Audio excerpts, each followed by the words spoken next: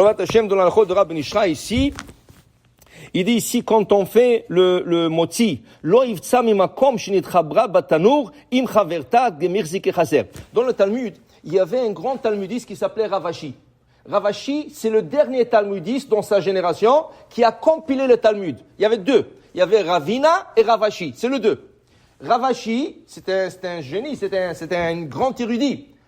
Alors, un jour, il donnait un cours, et à la fin du cours, il n'a pas terminé le cours, il disait, demain, on va parler de nos amis, le roi idolâtre.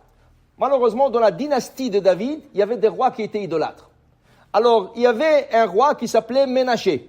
Alors, lui, il voulait parler de lui, et qu'est-ce qu'il a dit? Demain, on continuera le cours, parlons de nos amis idolâtres. Le soir, le roi Ménaché est venu de son rêve. Il a dit, tu m'as appelé ton ami? Moi, je suis ton ami? Très bien. Si nous sommes des amis, nous devrons être au même niveau, plus ou moins. Alors, je te pose une question. Il dit, quand tu fais un moti, où tu dois couper le pain? De quelle partie du pain? À gauche, à droite, en haut, en bas? Où tu fais le moti?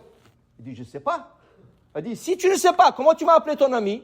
Manque de respect. Il dit, je mechila. La vérité, vous avez raison. Mechila. Mais si vous me le dites, demain, je l'enseignerai dans le cours à votre nom. Il lui a dit, je t'enseigne, tu fais le motzi de la partie la plus brûlée ou la plus cuite du pain. Tu prends le pain, la miche, ou le roll, ou n'importe quoi, qu'est-ce que tu as dans la main, tu cherches où est la partie qui a été cuite le plus, et c'est là-bas que tu l'attrapes à droite, et tu fais le motzi, et tu coupes, et tu manges. Okay? Le Rabbi Nishrai, il explique pourquoi là-bas, parce que là où le feu a attrapé plus, et ça a brûlé plus, ça veut dire que l'élévation spirituelle était plus grande. Ça veut dire qu'il y avait comme des âmes dedans et ils sont montés plus vite au ciel.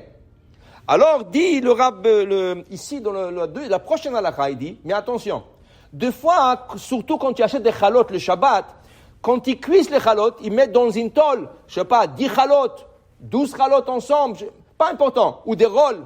Qu'est-ce qui arrive? Avec la cuisson, la pâte gonfle, une chalak se colle dans l'autre, et quand toi tu viens l'acheter et tu sépares, il y a comme un creux blanc. Parce que la challah est cuite, elle est brune, et là où ça a été collé, c'est complètement blanc, et ça a l'air comme un creux, comme si quelqu'un enlevait un morceau. Dit le Rabbi Nishrai, lo yivtsa mimakom shenitchaber batanur. Il faut pas couper ce parti, parce que c'est un manque de respect à la bracha. C'est comme si tu as coupé une partie qui a déjà été coupée. Alors tu caches ce morceau de partie, et tu fais le moti de l'autre côté. Okay? Mais a priori, même quand tu achètes les chalotes, essaye de ne pas acheter ces chalots qui ont été collés ensemble. Le seul problème, c'est très difficile parce que là, il faut toucher avec les mains et les gens n'aiment pas. Il y a des gens qui te touchent tout le chalot avec les mains. Alors, tu t'es lavé les mains, et d'où tu viens, peut-être tu as trouvé quelque chose. Et surtout aujourd'hui que les gens sont fanatiques avec l'hygiène. Okay? Alors, tu commences pas à toucher avec les mains tout le chalot. Mais avec les yeux, tu regardes et quand tu as choisi la challah, tu la prends pour que tu puisses faire le motzi. Mais si ce n'est pas le cas, parce que toutes les chalotes sont collées dans le four, et quand tu coupes, ça va être un petit creux, ne fais pas le motzi sur ce côté. Tourne la challah et fais-la de l'autre côté qui est complet. C'est ça? Comment? Si on prend les petits challahs. Oui, c'est la même chose. Le petit challah aussi se colle. La même chose.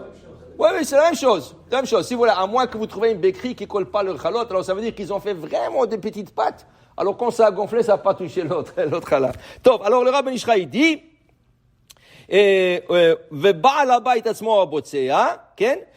Habayit, il est botsea, et il dit ici, velo ye bosedek. Aussi, il ne faut pas avoir une fonte sur la challah ou sur le pain.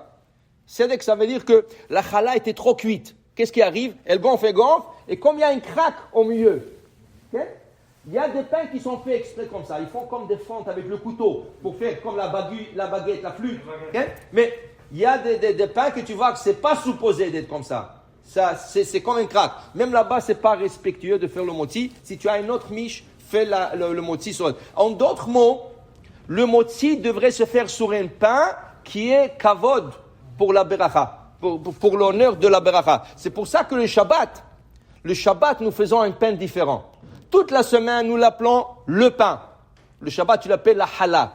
Toute la semaine, la miche de pain, elle est droite. Okay? Le Shabbat, elle est tressée.